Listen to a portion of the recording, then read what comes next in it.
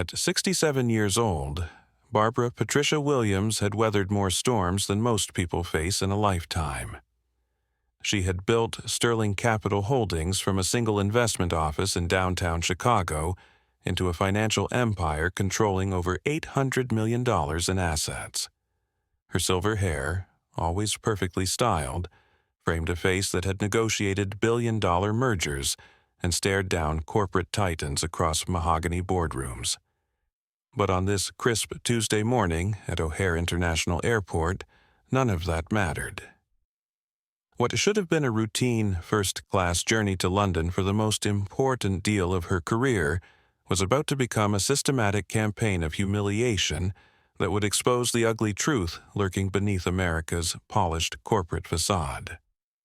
Barbara didn't know it yet, but Derek Thompson, a 45-year-old airport supervisor with deep-seated prejudices and unchecked authority, had already marked her as a target the moment she approached the premium check-in counter. Before we go any further, comment where in the world you are watching from, and make sure to subscribe because tomorrow's story is one you don't want to miss. The morning had started like countless others in Barbara's distinguished career. Her driver had navigated the familiar route through Chicago's bustling streets while she reviewed merger documents that could reshape the aviation industry. The $2.3 billion deal she was flying to finalize represented the culmination of 18 months of delicate negotiations with European partners. Her burgundy leather briefcase contained contracts that would secure government transportation services for the next decade, documents so sensitive they required diplomatic-level security clearance. Yet, as her town car pulled up to Terminal 3's departure curb, Barbara felt an unusual tension in the air, as if the universe was holding its breath before unleashing something she wasn't prepared for. The first sign of trouble came at the check-in counter, where a young agent's eyes swept over her tailored charcoal suit and Hermes handbag before dismissing her with a gesture toward the economy line. "That way for regular check-in," he said, without even glancing at her first-class boarding pass. Barbara's decades of experience in corporate America had taught her to pick her battles carefully, so she simply moved to another counter where a different agent finally processed her ticket. But something had shifted in that moment. A crack in the veneer of professional courtesy that would soon split wide open. As she walked toward security, Barbara noticed Derek Thompson watching her from across the concourse, his arms folded and his expression cold with the kind of calculated malice that comes from years of unchecked power. What followed was a masterclass in institutional discrimination, each incident carefully orchestrated to strip away Barbara's dignity piece by piece. Her TSA pre-check privileges mysteriously vanished, forcing her through standard security, where agents subjected her to invasive searches, while younger passengers breezed through unchecked. Her platinum lounge access was temporarily suspended due to convenient system glitches. The first-class meal she had pre-ordered for her autoimmune condition disappeared from the catering manifest. Her carry-on bag, containing those crucial merger documents, vanished into the airline's bureaucratic maze under the pretense of size violations. Each humiliation was witnessed by dozens of passengers who remained silent, their complicity amplifying Barbara's isolation in a terminal that had transformed from a gateway to opportunity into a gauntlet of systematic abuse. But Derek Thompson had made a fatal miscalculation. The woman he was methodically destroying wasn't just another passenger to be bullied into submission. Barbara Patricia Williams controlled the financial lifelines that kept his airline soaring through American skies. Her investment firm held voting shares in 3 major aviation contracts. Her influence extended into federal transportation boards, and her phone contained the direct numbers of executives who could ground entire fleets with a single decision. As Derek savored what he believed was his victory, orchestrating Barbara's final humiliation at the boarding gate, He had no idea that the quiet woman standing before him possessed the power to bring his entire world crashing down. The storm was about to break, and when it did, it would reshape not just one man's career, but an entire industry's understanding of who truly held the power in America's corporate hierarchy. Derek Thompson's campaign of humiliation began with surgical precision. Each act of discrimination carefully orchestrated to strip away Barbara's dignity layer by layer, while maintaining the veneer of professional protocol. At 67, Barbara had weathered countless boardroom battles and corporate power plays, but nothing had prepared her for the methodical cruelty that was about to unfold in Terminal 3. Derek's first move came at the gate counter, where he intercepted Barbara's boarding pass with the practiced efficiency of a man who had perfected this routine. "I'm sorry, Mrs. Williams," he said, his voice carrying just enough false concern to sound official. "But there's been an issue with your first-class assignment. We've had to accommodate a diplomatic passenger, and your seat has been reassigned." The lie rolled off his tongue with disturbing ease as he handed her a new boarding pass, seat 23E, a cramped middle seat wedged between the lavatories in economy class. Barbara examined the new ticket with the sharp eye of someone who had spent decades reading contracts and spotting deception. "This is unacceptable," she said firmly, her voice carrying the authority of someone accustomed to being heard. "I paid for first-class service, and I expect first-class accommodation." Derek's smile never wavered, but something cold flickered behind his eyes. "I understand your frustration, ma'am, but these diplomatic situations take precedence. It's federal protocol." He gestured toward the economy boarding line with a dismissive wave. "You'll find the service quite adequate." The word adequate hung in the air like an insult, deliberately chosen to diminish her expectations and her worth. As Barbara reluctantly joined the economy line, Derek's next phase of psychological warfare commenced. Her platinum lounge access, a privilege she had earned through decades of business travel and substantial airline loyalty, mysteriously vanished from the system. When she approached the elegant glass doors of the Admiral's Club, the scanner beeped red with finality. The young receptionist, clearly uncomfortable but following orders, explained with rehearsed sympathy that Barbara's membership had been temporarily suspended pending verification of account status. The explanation was bureaucratic nonsense, designed to sound official while providing no real recourse. Barbara watched through the glass as other passengers, all of them white, all of them younger, passed through the same scanner without incident, their access never questioned, their dignity never challenged. The systematic degradation continued at the security checkpoint, where Derek had arranged for Barbara to receive what he euphemistically called enhanced screening procedures. Despite her TSA pre-check status and global entry clearance, credentials that typically expedited the security process, Barbara found herself directed to the standard screening line. The TSA agent, a young man with dead eyes and a mechanical demeanor, informed her that she had been randomly selected for additional screening. The randomness, of course, was anything but random. As Barbara stood in the longer line, watching passenger after passenger breeze through the expedited lane, she noticed the pattern that Derek had carefully orchestrated. Every person who looked like her, the few other black passengers in the terminal, seemed to experience similar random selections and system glitches. The invasive search that followed was designed to humiliate rather than secure. Barbara was subjected to a thorough pat-down that lingered in inappropriate places, conducted by agents who seemed to take particular pleasure in their thoroughness.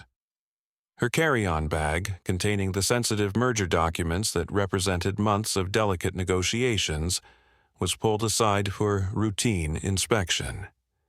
The agents rifled through her papers with careless hands, leaving fingerprints on confidential contracts and treating her life's work like suspicious contraband. When Barbara protested the rough handling of her documents, she was told that cooperation with security procedures is mandatory for all passengers. The word all was emphasized with particular venom, as if her objection itself was evidence of guilt. Derek's masterstroke came with the disappearance of Barbara's pre-ordered meal. As someone managing an autoimmune condition, Barbara had carefully arranged for a specific dietary accommodation. Gluten-free, dairy-free, low sodium. That wasn't luxury but medical necessity. When she inquired about her meal at the gate, she was informed that no such order existed in the system. The gate agent, a middle-aged woman who avoided eye contact while delivering the news, explained that special meal requests must be made at least 48 hours in advance. Barbara produced her confirmation email, time-stamped 4 days earlier, but was told that system updates sometimes cause data loss. The casual dismissal of her medical needs was particularly cruel, forcing her to choose between her health and her hunger during the long international flight ahead.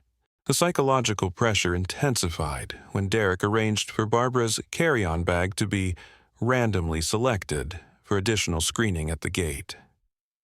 As she watched helplessly, her leather briefcase, a gift from her late husband and a symbol of her professional achievements, was wheeled away by baggage handlers who treated it with deliberate carelessness. The bag contained not just her merger documents but also her backup medications, her reading glasses, and personal items that couldn't be replaced. When she demanded to know where her bag was being taken, Derek appeared with practiced concern. "Standard procedure, Mrs. Williams," he said, using her name with mock familiarity. "Oversized carry-ons need to be checked for safety reasons." The bag wasn't oversized. It was the same dimension she had carried on hundreds of flights, but Derek's lie was delivered with such bureaucratic authority that challenging it seemed futile. The final humiliation came at the boarding gate, where Derek orchestrated Barbara's complete exclusion from the flight she had paid to take. As first-class passengers began boarding, Barbara approached the gate with her downgraded ticket, hoping to at least secure her economy seat. Derek intercepted her with a clipboard and a security guard, his expression grave with manufactured concern. "Mrs. Williams," he announced loudly enough for nearby passengers to hear, "there's been a flag on your profile. We'll need to conduct additional verification before you can board." The flag, of course, was Derek's own creation, a digital scarlet letter that marked Barbara as a problem passenger in the airline system.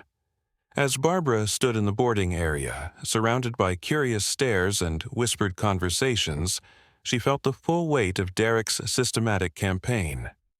Every indignity had been carefully calculated to appear legitimate while being fundamentally unjust. The seat reassignment could be explained as diplomatic necessity. The lounge access denial was a system glitch. The security delays were random selection. The meal cancellation was a processing error. The bag removal was safety protocol. Each individual act seemed minor, defensible, routine. Together, they formed a pattern of discrimination so comprehensive that it left no avenue for complaint or recourse. The passengers around her, predominantly white, predominantly younger, watched the spectacle with a mixture of curiosity and discomfort. Some seemed to recognize the injustice of what they were witnessing, but none spoke up. Their silence was complicity, their inaction a form of participation in Derek's systematic degradation of Barbara's dignity. She had become a cautionary tale playing out in real time, a demonstration of how quickly privilege could be stripped away and how easily discrimination could be disguised as procedure. Derek stood at his command post near the gate, surveying his handiwork with quiet satisfaction. He had successfully transformed a paying first-class passenger into a security risk, a valued customer into a problem to be managed. In his mind, he had restored the natural order of things, putting Barbara in what he considered her proper place. He had no idea that the woman he was systematically destroying possessed the power to bring his entire world crashing down around him. The storm was gathering, and Derek Thompson was about to learn that some people's dignity cannot be stripped away. It can only be temporarily obscured before it emerges with devastating force. Barbara Patricia Williams stood motionless in the boarding area, her silver hair catching the harsh fluorescent light as Derek Thompson savored what he believed was his ultimate victory. The security guards flanked her like bookends, their presence designed to communicate finality. She was finished, contained, neutralized. But Derek had made the fatal error that destroys empires. He had confused silence with surrender. As passengers streamed past her onto the aircraft she had paid to board, Barbara reached into her charcoal blazer and withdrew her phone with the deliberate precision of a surgeon selecting the perfect instrument. Her fingers, steady despite the humiliation coursing through her veins, scrolled through her contacts until she found the number that would change everything. She pressed the screen and lifted the device to her ear, her voice carrying the quiet authority of someone who had spent decades moving mountains with whispered commands. "Thomas," she said simply, her tone devoid of emotion but heavy with purpose. "It's Barbara. Execute Protocol 7 immediately." The voice on the other end responded with crisp professionalism. No questions asked, no hesitation detected. Thomas Hartwell, her chief financial officer and the architect of Sterling Capital's most complex financial maneuvers, had been waiting for this call for over a decade. Protocol 7 was their nuclear option, a carefully orchestrated withdrawal of all Sterling Capital investments from any entity that violated their strict ethical standards. It had never been used, but today Derek Thompson's systematic campaign of humiliation had triggered the most expensive lesson in corporate accountability that the aviation industry had ever witnessed. "Confirmed, Mrs. Williams," Thomas replied, his keyboard already clicking in the background. "Initiating immediate withdrawal of all Orion Air holdings. Current portfolio value, $750 million across equity positions, convertible bonds, and preferred shares. Estimated completion time, 47 minutes. Barbara's eyes remained fixed on Derek, who was still orchestrating passenger boarding with the smug satisfaction of a man who believed he controlled the narrative. "Thomas," she continued, her voice dropping to a whisper that somehow carried more weight than a shout, "also trigger the cancellation clauses in the Meridian Defense Contract, the International Transport Alliance Agreement, and the Federal Emergency Services Partnership. All three contracts list Sterling Capital as the primary guarantor." The silence on the other end stretched for exactly 3 seconds before Thomas responded with a single word. "Understood." As Barbara ended the first call, Derek noticed her standing with the phone pressed to her ear and felt a flicker of annoyance. Even in defeat, this woman refused to accept her place. He gestured to one of the security guards, intending to have her moved further from the gate, but Barbara was already dialing her second number. This call went to Margaret Chen, the managing partner at Blackstone & Associates, Sterling Capital's legal firm, and one of the most feared litigation teams in corporate America. "Margaret, it's Barbara Williams. I need you to file an emergency injunction against Orion Air within the next 2 hours. Grounds: systematic discrimination, violation of federal transportation regulations, and breach of service contract. I have documented evidence of coordinated harassment by senior personnel." Margaret's response was immediate and sharp. "Consider it done. We'll also file with the Department of Transportation for a federal investigation. This will trigger automatic review of all their government contracts." The third call was the most devastating. Barbara's finger hovered over the contact labeled Senator Patricia Morrison, Transportation Committee, for just a moment before pressing dial. Senator Morrison had been Barbara's roommate at Harvard Business School 43 years ago, and their friendship had weathered decades of political storms and corporate battles. When the familiar voice answered, Barbara didn't waste time with pleasantries. "Patricia, I need you to know that Orion Air has just engaged in the most blatant display of institutional racism I've witnessed in my career. I'm documenting everything, and I'm pulling Sterling Capital's support from every contract that keeps them operational." Senator Morrison's response carried the weight of someone who understood exactly what Barbara's words meant. "Barbara, I'll have the Transportation Committee staff initiate an emergency review of Orion's federal certifications. If what you're telling me is accurate, they'll be grounded pending investigation." Derek Thompson, still basking in his perceived triumph, noticed that Barbara had been on her phone for nearly 15 minutes. Something about her posture, straight-backed, deliberate, unbroken, began to gnaw at his confidence. She wasn't behaving like someone who had been defeated. If anything, she seemed to be conducting business with the calm efficiency of a general coordinating a military campaign. His radio crackled to life with a message that made his blood run cold. "Maxwell, report to Executive Conference Room A immediately. Priority 1. Derek's assistant looked up from her computer screen, her face pale with confusion. "Sir, I'm getting alerts that our stock price just dropped 4% in the last 10 minutes. The trading volume is unprecedented." Barbara's fourth call connected her directly to the newsroom of CNN's Financial Division, where investigative reporter David Kim had been waiting for a story that could define his career. "David, this is Barbara Williams from Sterling Capital. Remember that conversation we had about corporate accountability in the transportation sector? I have your story. Orion Air has just engaged in systematic discrimination against a passenger, me, and I have video evidence, witness testimony, and documented proof of coordinated harassment by senior staff. I'm withdrawing $750 million in investments and triggering the cancellation of 3 federal contracts worth $2.3 billion. This isn't just discrimination. It's corporate culture that enables abuse of power." David's excitement was palpable through the phone. "Mrs. Williams, can you be in our studio in 2 hours? This is exactly the kind of accountability story that America needs to hear." The domino effect was already accelerating beyond Derek's comprehension.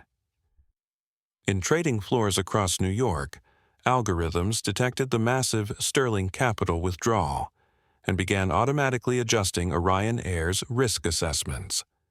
The stock price, which had opened at $127.43 per share, plummeted to $109.67 in 18 minutes as institutional investors followed Sterling Capital's lead.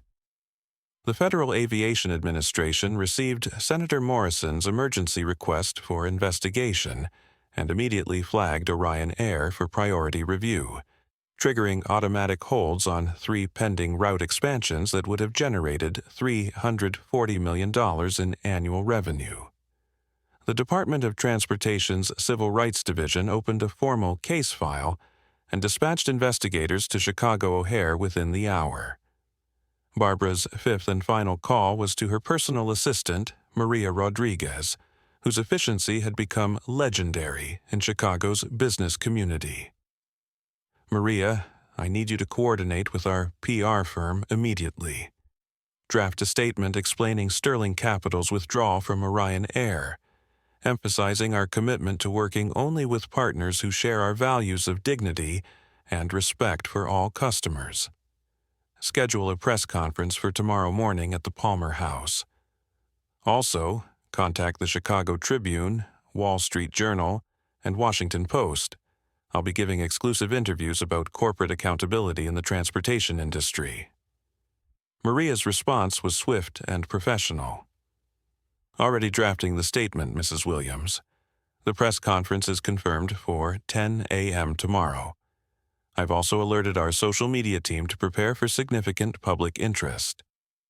As Barbara concluded her final call, Derek Thompson was summoned to face the consequences of his actions in Executive Conference Room A, where Leonard Westbrook sat surrounded by legal advisors, financial analysts, and crisis management specialists.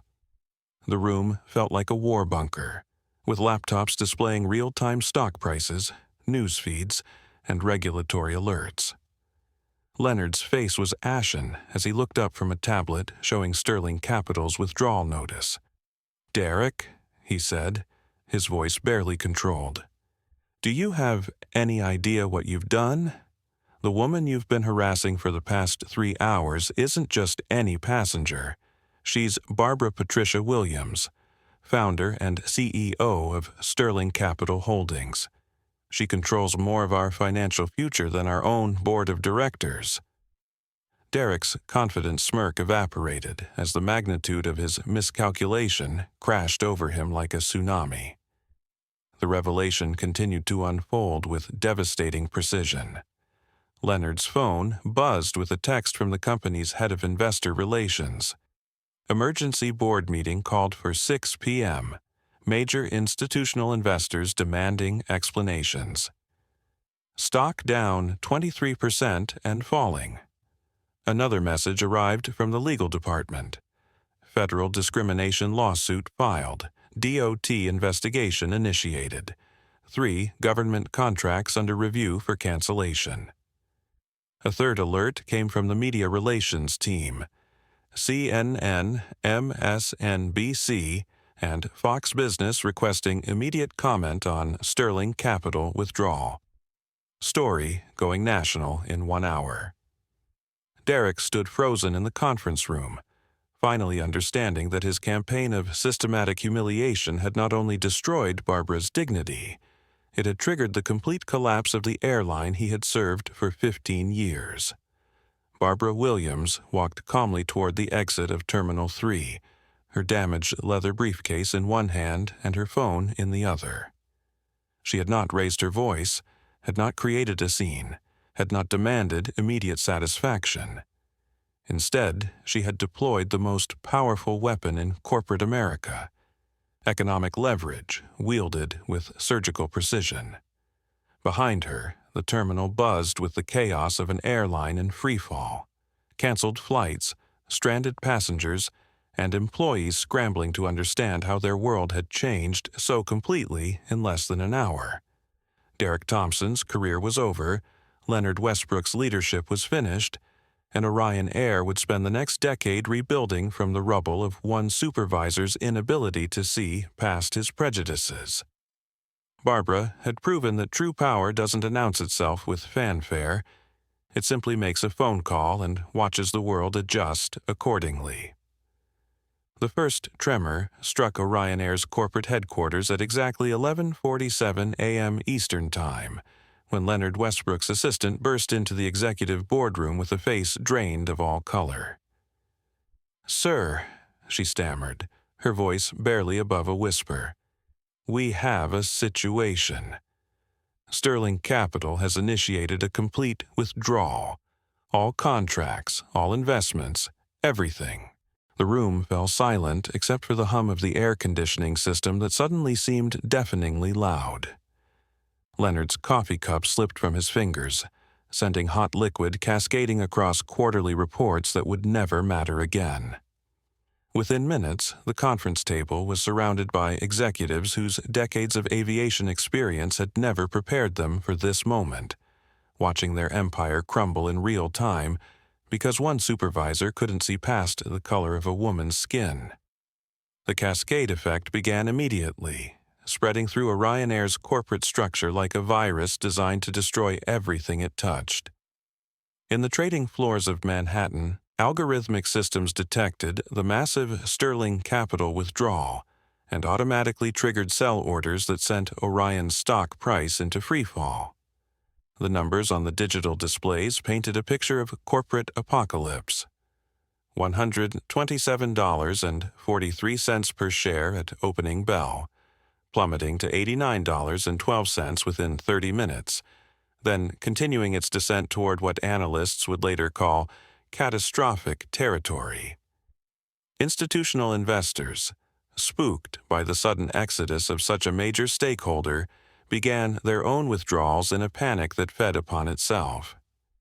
Pension funds, mutual funds, and hedge funds that had considered Orion Air a stable, blue-chip investment suddenly viewed it as toxic waste that needed immediate disposal. The Federal Aviation Administration's response was swift and merciless. Senator Patricia Morrison's emergency request for investigation triggered an automatic review protocol that had been dormant for years, designed to scrutinize airlines whose conduct violated federal non-discrimination guidelines. Within 2 hours of Barbara's phone calls, FAA investigators were dispatched to Chicago O'Hare with authority to suspend operations pending compliance review. The 3 pending route expansions that would have generated $340 million in annual revenue were immediately placed on indefinite hold. International partnerships with European carriers began receiving formal notifications that their joint ventures with Orion Air were under federal review, effectively freezing billions of dollars in future contracts that had taken years to negotiate. The Department of Transportation's Civil Rights Division opened a formal case file that would become a template for future airline discrimination investigations. The documentation that Barbara had methodically compiled, video evidence, witness testimonies, digital logs of systematic harassment, provided investigators with an unprecedented level of detail about how institutional racism operated within airline operations. The case file triggered automatic holds on government contracts worth $2.3 billion, including exclusive military personnel transport, diplomatic secure flights, and infrastructure logistics for 10 allied nations. These weren't just revenue streams, they were the backbone of Orion Air's international credibility and operational legitimacy. Derek Thompson's world collapsed with surgical precision in Executive Conference Room A, where he faced a tribunal of corporate lawyers and crisis management specialists who had been summoned from across the country. The evidence against him was overwhelming and undeniable. 24 documented cases of systematic discrimination, all following the same pattern of seat reassignments, access denials, and coordinated harassment. His digital footprint revealed a trail of bias so comprehensive that it constituted a federal case study in institutional racism. The resignation letter placed before him wasn't a request. It was a lifeline that would prevent criminal charges and federal prosecution. His 15-year career with Orion Air ended with a signature scrawled across a document that admitted to conduct inconsistent with company values and federal regulations. The media response transformed what had begun as a single passenger's complaint into a national conversation about corporate accountability and systemic discrimination. CNN's financial division led with the story of how one woman's strategic response had dismantled an entire airline's power structure. The headline, CEO's phone call triggers $750 million airline collapse, dominated news cycles for weeks, with investigative reporters uncovering similar patterns of discrimination across the aviation industry. Social media amplified the story with hashtags like dignity over profit and corporate accountability, creating a viral movement that forced other airlines to examine their own practices before they faced similar consequences. Leonard Westbrook's emergency press conference became a masterclass in corporate crisis management, though not in the way he had intended.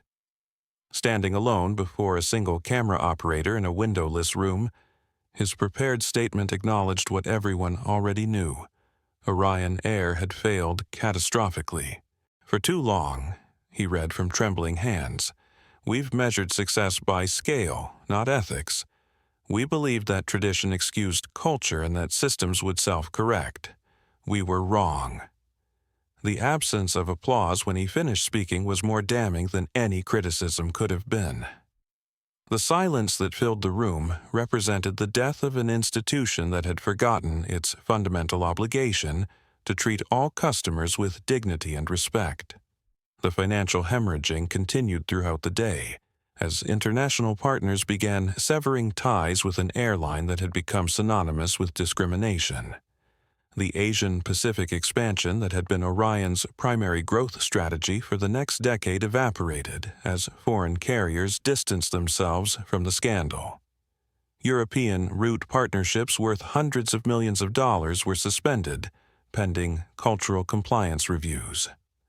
The ripple effects extended beyond aviation into hospitality, ground transportation, and tourism industries that depended on Orion's passenger traffic. Hotels near major airports reported immediate cancellations. Rental car companies saw bookings plummet, and tourism boards began emergency meetings to discuss alternative airline partnerships. The human cost of Derek's systematic discrimination became apparent, as 7,500 Orion Air employees received termination notices within 48 hours of Barbara's revelation. These weren't just statistics. They were families whose livelihoods had been destroyed by one supervisor's inability to see past his prejudices. Flight attendants who had served passengers with dignity for decades found themselves unemployed because their employer had enabled a culture of discrimination. Pilots with spotless safety records were grounded not because of their performance, but because the airline they worked for had systematically humiliated customers based on race. Ground crew members, baggage handlers, and customer service representatives who had never participated in discriminatory practices lost their jobs because their institution had failed to maintain basic standards of human decency. The regulatory response extended far beyond Orion Air, triggering industry-wide reforms that had been decades in the making. The Department of Transportation issued new federal guidelines requiring all airlines to implement third-party accountability officers and mandatory bias training for all personnel. The Federal Aviation Administration established new protocols for investigating discrimination complaints, with automatic suspension of operations for airlines that demonstrated systematic bias. Congressional oversight committees announced hearings on airline discrimination, with Barbara scheduled as the primary witness in proceedings that would reshape transportation law for generations. Barbara's methodical documentation of her experience became the foundation for legal precedents that would protect future passengers from similar treatment. Her video evidence, witness testimonies, and digital logs provided prosecutors with tools to pursue criminal charges against individuals who engaged in systematic discrimination. The case established that corporate discrimination wasn't just a civil rights violation. It was a form of economic terrorism that could destroy entire industries. Legal scholars would study Barbara's strategic response for decades, analyzing how she had weaponized economic leverage to create accountability where traditional complaint mechanisms had failed. The aftermath revealed the true scope of Orion Air's discriminatory culture, as dozens of passengers came forward with similar experiences of systematic harassment and humiliation.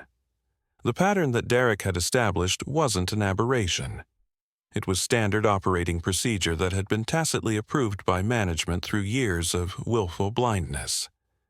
Internal emails discovered during the investigation revealed casual racism among executives, discriminatory hiring practices, and deliberate policies designed to discourage minority passengers from using premium services. The airline that had once prided itself on connecting the world had actually been dividing it along racial lines. 6 months later, when Orion Air attempted to resume operations under new management, they discovered that some damage cannot be repaired with policy changes and public apologies. Their new slogan, "Clear skies, clear conscience," rang hollow in the shadow of what had occurred. Barbara Williams never flew with them again, not out of spite, but because she had proven that true power doesn't need to announce itself with fanfare. It simply makes a phone call and watches the world adjust accordingly. Derek Thompson's career was over. Leonard Westbrook's leadership was finished, and an entire industry had learned that systematic discrimination carries a price tag that no corporation can afford to pay. The collapse of Orion Air became a cautionary tale taught in business schools across America, demonstrating how quickly institutional arrogance can transform market leaders into bankruptcy statistics. Barbara's 67 years of experience had taught her that dignity cannot be negotiated, respect cannot be earned through silence, and justice sometimes requires the complete destruction of systems that refuse to change. She had not sought to destroy an airline. She had simply refused to accept treatment that no human being should endure. The fact that her refusal had triggered such comprehensive collapse revealed the fragility of institutions built on foundations of discrimination and the awesome power of economic accountability wielded with surgical precision.